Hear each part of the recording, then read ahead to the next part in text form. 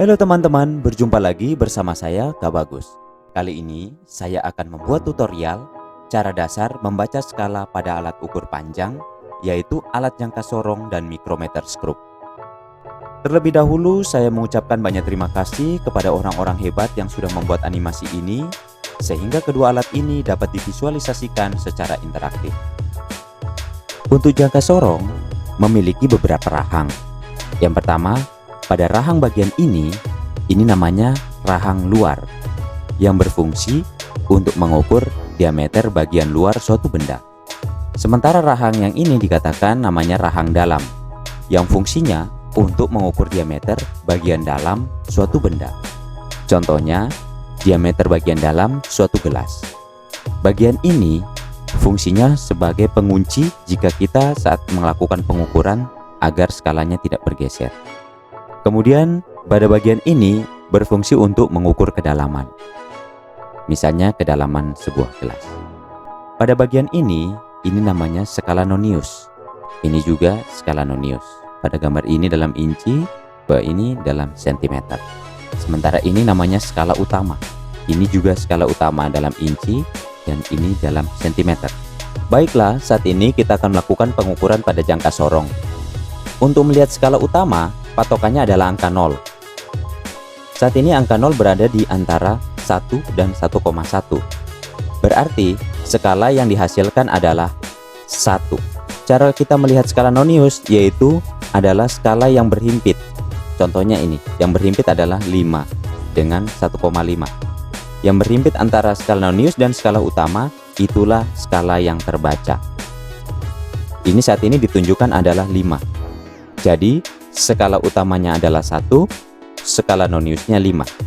Pada jangka sorong ini tingkat ketelitiannya adalah dalam sentimeter, yaitu 0,01 cm.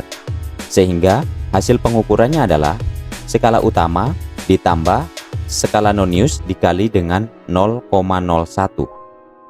Sehingga hasil pengukurannya 1 ditambah 0,05 sama dengan 1,05 cm. Baiklah, kita akan melakukan pengukuran yang berikutnya. Misalnya alat ukur ini saya letakkan di sini. Perhatikan angka 0 yang ada pada skala nonius. Di sini letaknya adalah di antara 1,3 dan 1,4. Maka yang diambil adalah skala utamanya 1,3. Sementara skala nonius yang berhimpit yaitu adalah 2. Skala utama dan skala nonius yang berhimpit jadi angkanya 2. Karena di sini 1, 2, maka skala noniusnya 2. Hasil pengukurannya yaitu skala utama 1,3 ditambah dengan skala nonius dikali dengan 0,01, maka hasilnya adalah 1,32 cm. Mudah bukan? Saat ini kita akan latihan untuk menggunakan alat mikrometer skrup. Sebelumnya, kita mengenal bagian-bagian dari alat mikrometer skrup. Yang ini namanya poros tetap, poros geser. Ya, pada bagian ini adalah skala utama dan di sini adalah skala nonius. Ini fungsinya untuk pengunci dan ini pemutar. Cara menggunakan alat ini yaitu begini. Ini bisa kita putar-putar. Cara membacanya untuk skala utama yang ini dan skala nonius ini. Alat ukur ini memiliki tingkat ketelitian 0,01 mm. Berarti lebih teliti daripada jangka sorong yang tadi. Untuk melihat skala utama, kita perhatikan.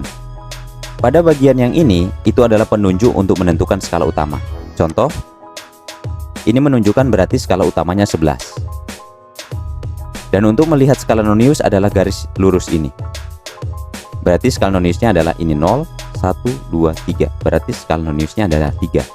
Skala utamanya 11, skala noniusnya 3. Hasil pengukurannya yaitu hampir sama dengan untuk jangka sorong, yaitu skala utama ditambah skala nonius dikali dengan tingkat ketelitian mikrometer skrup ini. Karena skala utamanya 11 ditambah dengan 3 dikali dengan 0,01, maka hasilnya adalah 11,03. Kita bisa tulis 11,03. Kita cek, jawabannya benar. Kita mencoba sekali lagi. Skala yang ditunjukkan pada alat ini yaitu 11. Skala utamanya 11, skala non-newsnya adalah yang lurus ini yaitu 40. Berarti hasil pengukurannya adalah 11 ditambah 40 dikali dengan 0,01 mm. Hasilnya adalah 11,40 mm. Kita cek hasilnya.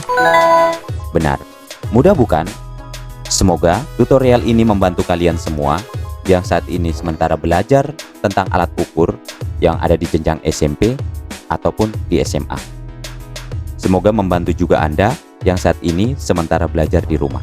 Jika Anda tertarik dengan software ini, silahkan download pada link yang tertera pada deskripsi ini. Terima kasih.